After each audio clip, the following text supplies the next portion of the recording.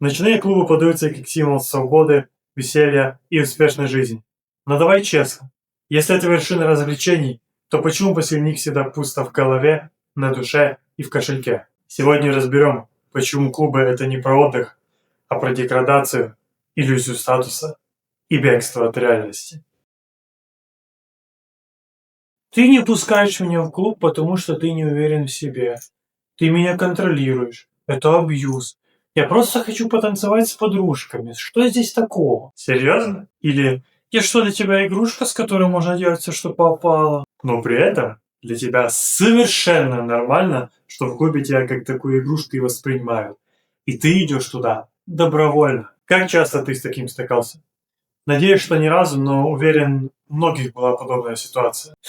И казалось бы, о каких клубах может идти речь? Вы взрослые люди, вы строите отношения, где все должно базироваться на взаимном доверии, где каждый ценит себя и партнера и не собирается лишний раз подвергать ваши отношения риску. Или нет? Проблема в том, что все прекрасно понимают, что происходит в этих клубах. Зачем туда идут? Поэтому вешать лапшу на уши по типу «я просто с подружками» и прочее, это работает либо с человеком, который не понимает, куда ты идешь, либо с человеком, который сам живет по таким же правилам. В таком случае вы идеальная пара, ничего не скажешь. И здесь возникает главный вопрос. Если ты знаешь, что это за среда, зачем ты туда идешь, будучи в отношениях? Ты наряжаешься, выбираешь себе наряд, и не всегда в рамках приличия, давайте будем честны. Делаешь яркий макияж, идешь в это райское место на очередной тусич. Ты прекрасно знаешь, что твой молодой человек не хочет тебя туда отпускать. Ты прекрасно знаешь, что он будет против, но ты начинаешь ему заливать что? Правильно. Ты ограничиваешь мою свободу. Ты не уверен в себе. Ты меня контролируешь. Но проблема далеко не в нем. Любой здравомыслящий парень, чувствующий хоть какие-то чувства к девушке, будет ощущать чувство ответственности за нее. Для него ты – зона ответственности. Ему очень важно тебя защитить и уберечь. Он прекрасно знает, что происходит в этих клубах. Он прекрасно знает, как себя ведут представители его пола. И именно поэтому он не хочет тебя туда отпускать. Он ценит тебя и дорожит тобою. Я думаю, это многим очевидно, что никто не хочет, дабы пока ты тихо мирно спишь, своей девушкой там кто-то, непонятно где, известно чем занимался. Ну, с этим спорить трудно. Здесь речь не только о безопасности девушки, но и дабы лохом себя не чувствовать, что логично. Это также, если бы парень сказал, что он едет на женский корпоратив в качестве единственного приглашенного мужчины. Думаю, любая, абсолютно любая девушка здесь почувствовала бы намек на измену. Но ты никуда не ходи, тебе нельзя. А мне можно, я же молодая и красивая. Мне нужно развеяться после рабочей недели, выпить с подружками. Пойми, это в первую очередь про твою безопасность. Человек чувствует ответственность за тебя. Но почему-то отказ принимать очевидную реальность называют неуверенностью. Но неуверенность – это не отрицание фактов. Уверенность – это когда ты четко понимаешь, где и в какой среде находится твой партнер. Это не неуверенность, что тебя не отпускают в клуб. Это осознанность. Если человек знает, что такое клубы, а он прекрасно знает это уж точно, и продолжает туда ходить, при этом не собираясь отказываться от походов туда ради вас и ради ваших отношений, то стоит задуматься, стоит ли продолжать эти отношения. Уверен, многие обвинят меня в женоненавистничестве, мол, поливает нас грязью. Да как он смеет? Но не переживайте, по парням я тоже пройдусь. Проблема же не в девушках. Проблема всего этого в том, что вся эта клубная культура воспринимается как свобода. Я, мол, свободна. Я могу пойти куда хочу, с кем хочу, напиться, познакомиться с каким-то чуваком в клубе, напиться вместе с ним, потом пойти к нему домой. А на утро, как и ничего не бывало. Просто отдохнула, просто провела приятное время, и все. И для многих это норм. Большинство девушек приходят в клуб не потанцевать. Это витрина. Витрина, где внешность, одежда, движение, все превращается в товар. Да и ты сама потихоньку превращаешься в товар. И вот уже спустя несколько шотов и пару комплиментов ты на заднем сиденье его тачки отрабатываешь эти шоты. Здесь не нужно быть умной, красивой, с глубокой душой. Ты просто натяни платье пооблегающее да покороче, и все. Твоя порция нужности и короткого дофамина уже готова. Ну а что парни?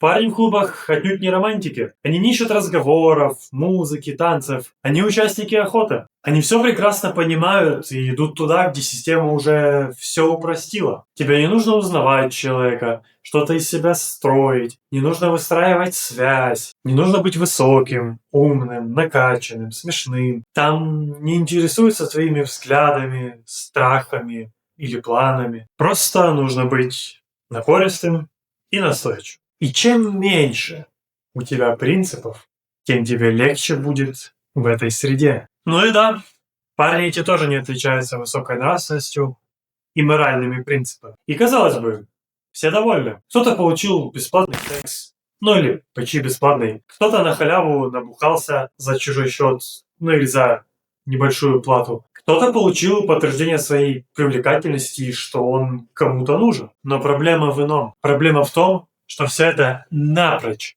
лишено морали и смысла. Здесь никто никого не знает, никто никого не ценит, никому ты не интересен как человек. Здесь важно только уметь выполнять свои функции, не упустить свой шанс, прийти и взять в мире животных, ей-богу. А что дальше? А дальше все интереснее. Парень не может найти себе нормальную негулящую девушку, девушка не может найти себе нормального парня, не бабника, и все по итогу мучаются, страдают. Никто не может прийти ни к чему нормальному, стабильному в этой жизни. Ведь это ощущение свободы, оно очень сильно пьянит. Тебе кажется, что ты волен делать что угодно, где угодно, как угодно, с кем угодно, зачем угодно. Но на самом деле ты пытаешься заглушить пустоту внутри себя, которая временами ой как сильно кричит. Но ты не знаешь как. И поэтому ты вот ищешь этот легкий и быстрый дофамин. Ты ищешь место, где ты можешь получить тепло и близость. Пускай им его, пускай на одну ночь, но можешь. А дальше тебе, как и любому человеку, захочется тепла и уюта. Захочется построить что-то ценное, крепкое, стоящее. Захочется построить крепкие и надежные отношения, где тебя будут любить и ценить. Но ты не можешь, ибо ты слишком свободен. Тебе некогда. Как это? Я буду сидеть дома с любимым человеком вместо того, чтобы кататься где-то по клубам не пойми с кем? Не, бред какой-то. А дело ведь не в самих клубах. Ты привыкаешь так жить, типа свободно. Ты становишься старше. Сами клубы, как места, тебе могут стать неинтересны, но привычки и образ жизни остаются-то прежними. И вот и получается, тебе 30, у тебя нет крепкой семьи, о которой ты мечтал, у тебя не было крепких серьезных отношений, потому что кто захочет в них с тобой вступать, если ты слишком свободен. Вот и получается. И в чем смысл? Я уже молчу о том, что это бесполезная трата времени, здоровья и денег. Люди, которые реально развиваются, они выносить не могут клубы. Им скучно, им громко, им неинтересно, им жалко потраченного времени. Время, потраченное на это, можно было бы провести с куда большей пользой. Благо в мире есть куча активностей, которыми можно заняться. Не пришлось потратить и деньги на вход, на выпивку с конской наценкой внутри клуба, не на угощение для очередной красавицы. О том, как алкоголь влияет на здоровье, я вообще молчу. Особенно, если его смешивать с наркотиками, как это часто делают в клубах.